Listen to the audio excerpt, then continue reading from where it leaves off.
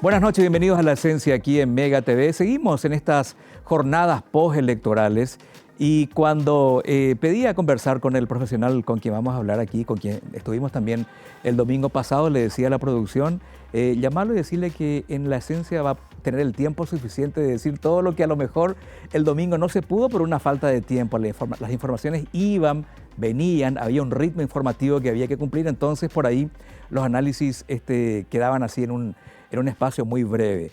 Pero al día siguiente, nomás de nuestras elecciones, surgieron otras cosas otra vez, que hacen que empecemos a preguntarnos dónde estuvimos bien, dónde no estuvimos tan bien, qué aprendimos de la jornada electoral del domingo y qué podríamos empezar a diseñar y aplicar en próximas jornadas electorales que no son tan lejanas. Paraguay es el país del eterno proselitismo. Ya quizás antes de fin de año tengamos otra vez los movimientos municipales o premunicipales, por ejemplo. Doctor Rubén Galeano, qué gusto tenerlo aquí en esto que ya es su casa, ¿no? Prácticamente. Gracias, Juan, muy amable de tu parte. Buenas noches a vos, a la audiencia.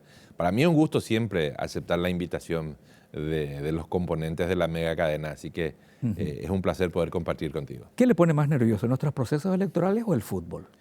La verdad, Juan, que yo hablo de fútbol para parecer normal, ¿verdad?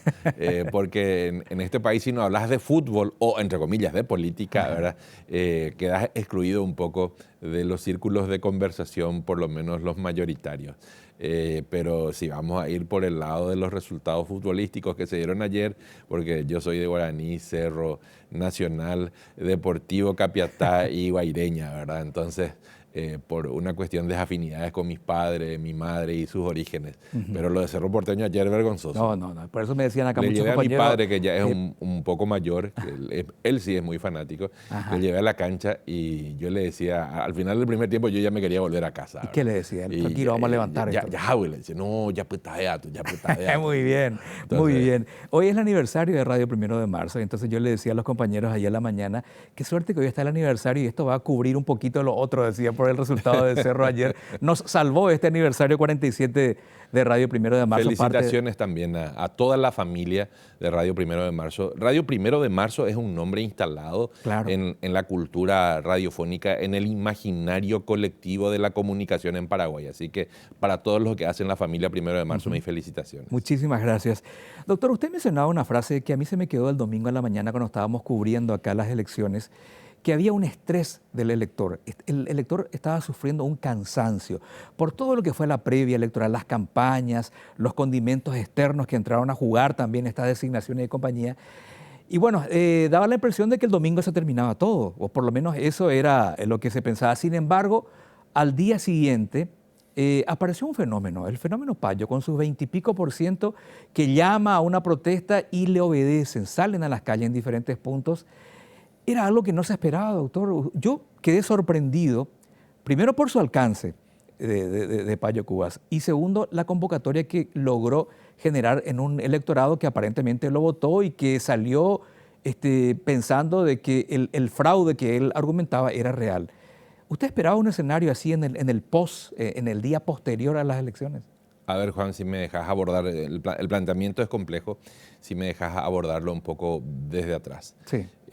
Nosotros tenemos un hartazgo ciudadano del electoralismo, ¿verdad? Hay un estrés proveniente del electoralismo y un hartazgo ciudadano del modelo político, del modelo político de gestión de los gobiernos de turno.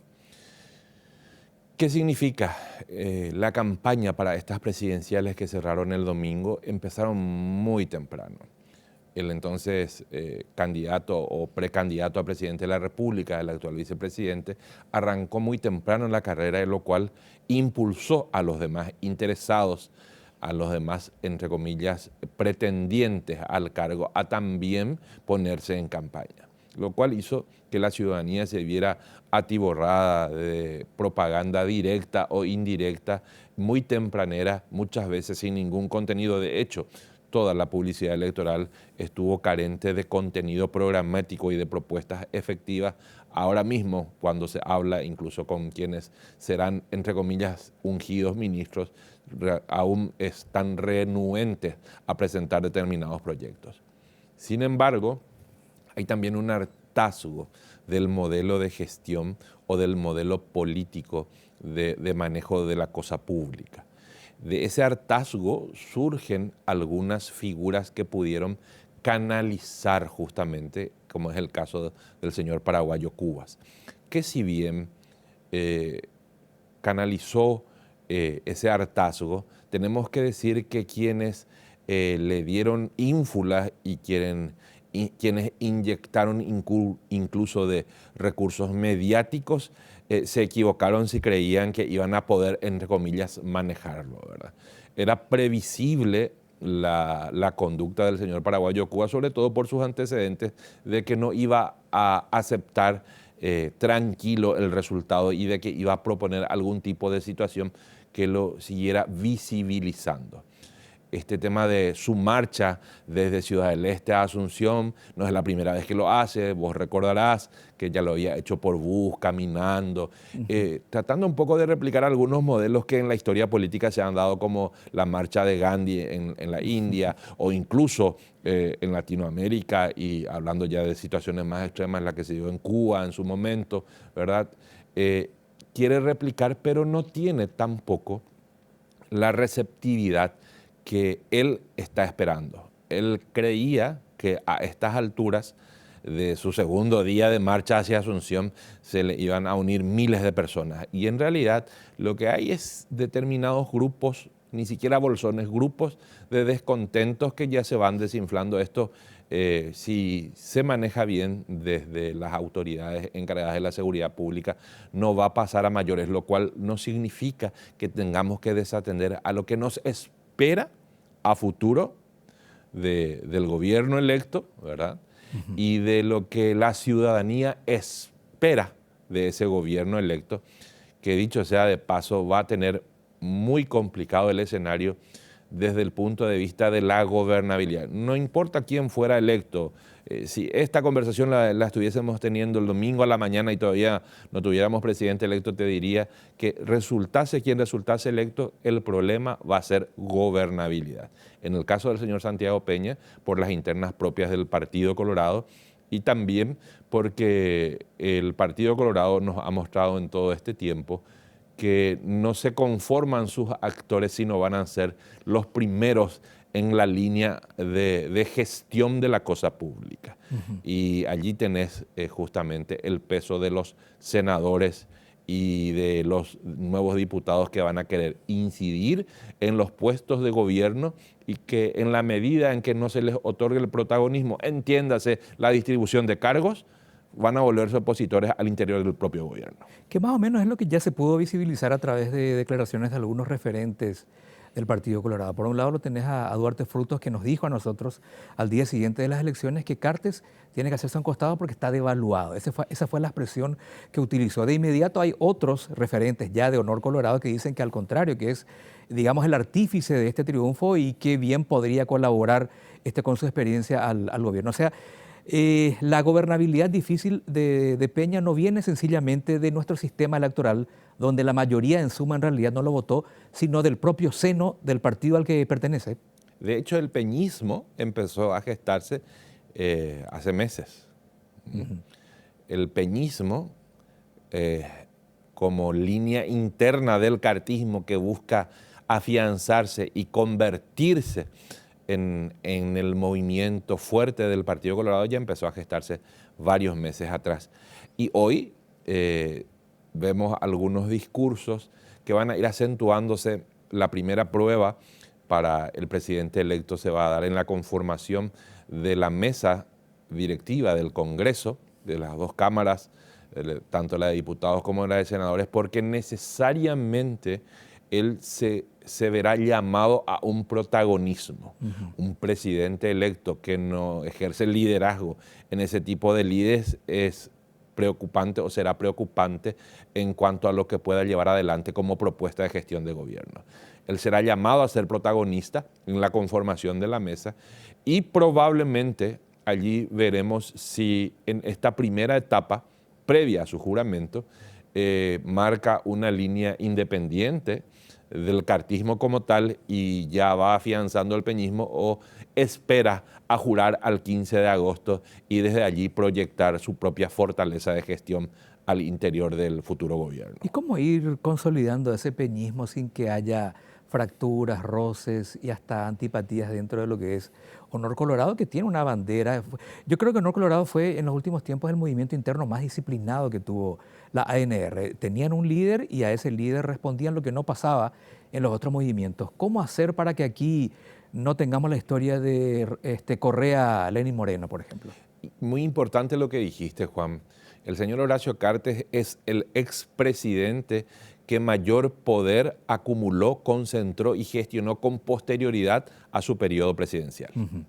Eso no se puede desconocer, tuvo una incidencia enorme, sobre todo en la Cámara de Diputados y con determinados senadores que le resultaron o que fueron muy leales a sus directivas.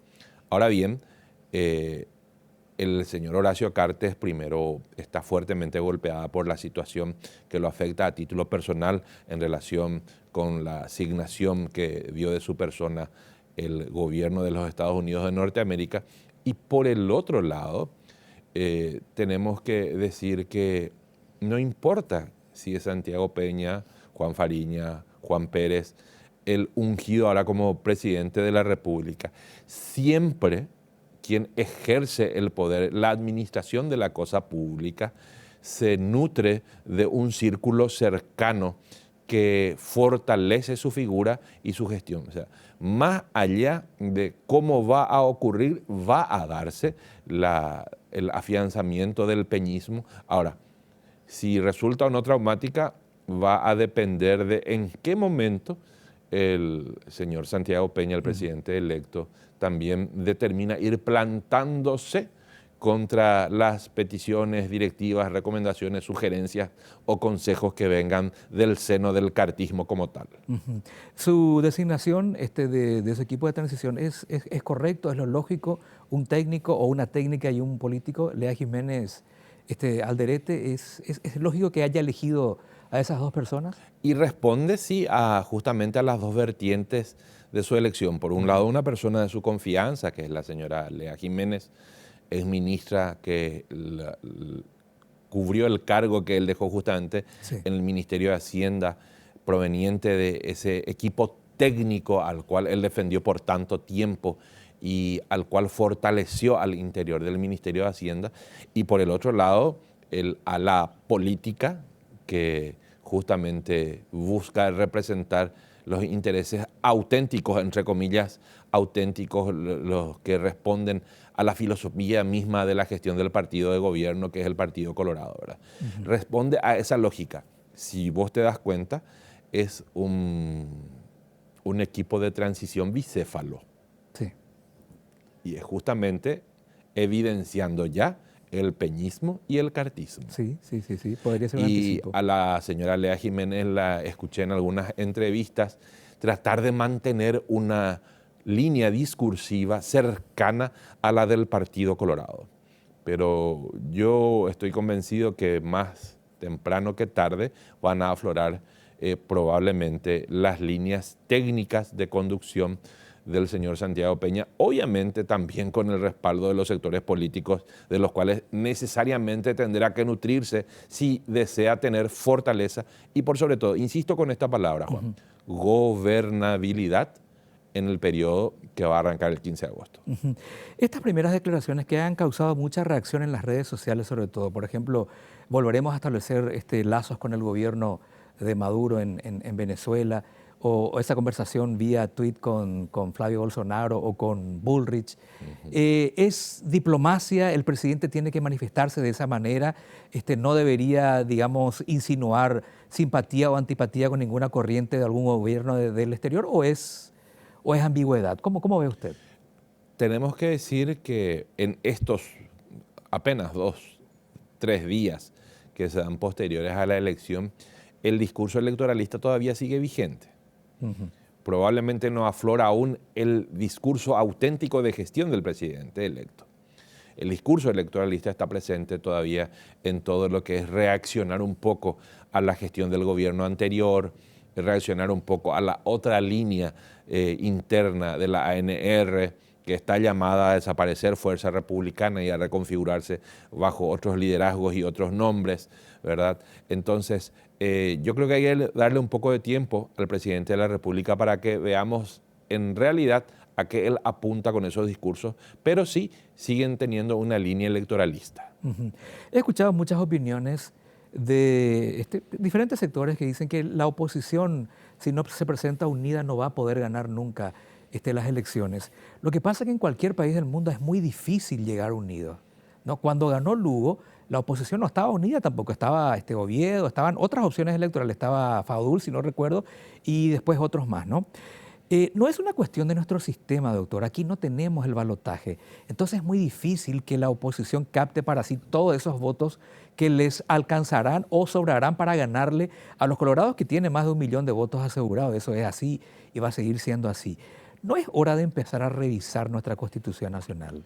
A ver, las dos cuestiones no vienen necesariamente de la mano. Lo de instalar una gestión de gobierno de un sector que ahora es oposición y quiere asumir en el próximo periodo, no viene necesariamente de la mano del balotaje. Ahora bien, empiezo en este caso, Juan, abordando primero lo del balotaje. El balotaje, sobre todo, entiéndase, elección en segunda vuelta, sí, donde solamente quedan los más votados y resulta electo quien obtiene más del 50% de los votos válidos, tiene como propósito otorgarle legitimidad al Ejecutivo electo y tal vez, sí, una línea de gobernabilidad.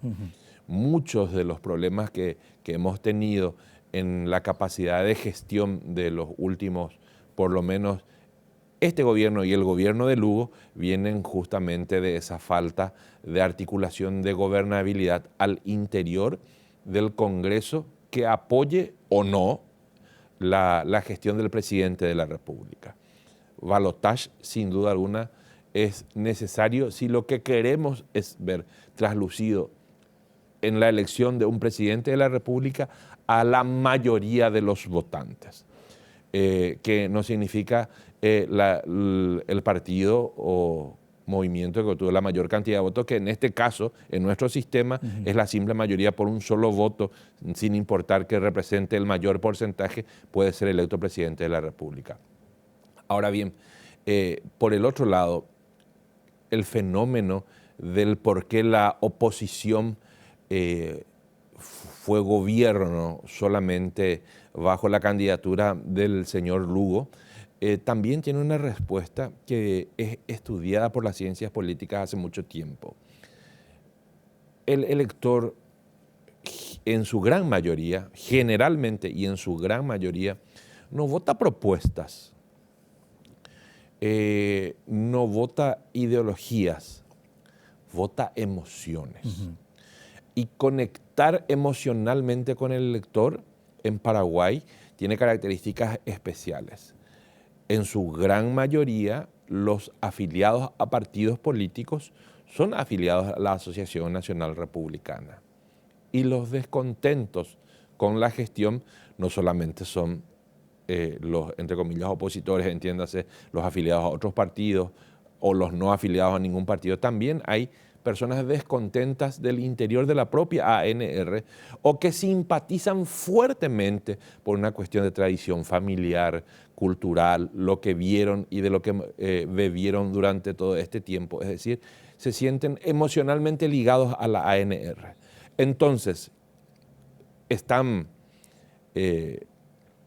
desilusionados de la gestión de quienes estuvieron al frente de la ANR, pero no quieren votar en contra de la ANR. Y no quieren votar en contra de la ANR, y bueno, voy a votarle a otro, pero no le voy a votar a un liberal. Y mira que, Juan, pareciera que lo estoy pintando contra el Partido Liberal Radical Auténtico, y no es así. No, es sencillamente el sentir, sí, que el colorado decepcionado de la gestión de gobierno de la ANR va a votarle, puede llegar a votarle a otro, pero muy difícil que lo haga contra un liberal. Y eso es lo que muy bien pudo canalizar el señor Fernando Lugo. En su momento. Sí. En su momento. Sí, sí, sí. Que él era un candidato que no era de la ANR y era una figura nueva en su momento también. ¿Verdad? En estas elecciones no tuvimos figuras nuevas. Entonces, la oposición probablemente, en la medida que encuentre una nueva figura de liderazgo para las próximas elecciones y que no sea un candidato del PLRA, tendrá mejores chances contra un partido colorado, una asociación nacional republicana unida electoralmente y sobre todo que apueste, como lo hizo en estas últimas elecciones, al discurso fuerte de la pertenencia partidaria y sobre todo apuntando a esos electores con los que puede contar siempre, que son los funcionarios públicos. Bueno, se me va el tiempo, me quedan 30 segundos. Me quedaron muchas preguntas, doctor. Lo vamos a llamar de vuelta. Con gusto, Juan, siempre. Y esto creo que puede resumirse en 30 segundos. ¿Usted apoyaría que arranquemos dentro de poco un debate constitucional o de reforma de nuestra Constitución Nacional, más allá de que nos lleve 1 año, 2 años o 3? ¿A usted le gustaría que empecemos a debatir seriamente con respecto al cambio de nuestra Constitución? No importa en qué sentido, no importa si en el tema electoral, presidencial o lo que fuera. ¿Querría usted que empecemos a hablar seriamente de eso? A ver, primero, yo creo que las discusiones sobre una eventual modificación del texto constitucional tienen que necesariamente darse al inicio de los periodos presidenciales. Correcto. ¿Por qué? Porque de lo contrario luego ya se ven salpicados por los intereses finales del periodo de gobierno, que por lo general son los más mezquinos que aquellos que inspiran ideas altruistas al principio, ¿correcto? Por el otro lado, yo entiendo que una discusión de orden constitucional para la modificación requiere contar con ejes. No podemos partir, o no es saludable que partamos de vamos a modificar la Constitución y vamos a conversar y vamos a determinarlo. No. Primero decir, queremos cambiar estos aspectos. Si estamos de acuerdo con ellos, empecemos el debate para que, si vamos a elegir convencionales constituyentes, en su caso, sepamos qué van a defender esos constituyentes al interior de una Asamblea Nacional, porque de lo contrario podemos tener sorpresas muy desagradables y podríamos empeorar las cosas que sí funcionan bien dentro del modelo o diseño constitucional que tenemos. Doctor, es un gusto escucharlo siempre. Gracias, Juan, muy amable de tu parte y una vez más mis felicitaciones a toda la familia de Radio 1 de Marzo. Ha sido un honor realmente tenerlo aquí al doctor Rubén Galeano, casi un integrante más de la mega cadena de comunicación. Después seguramente nos va a pasar la factura. No, una broma, ¿no? Vamos a una pausa y volvemos con la parte final del programa.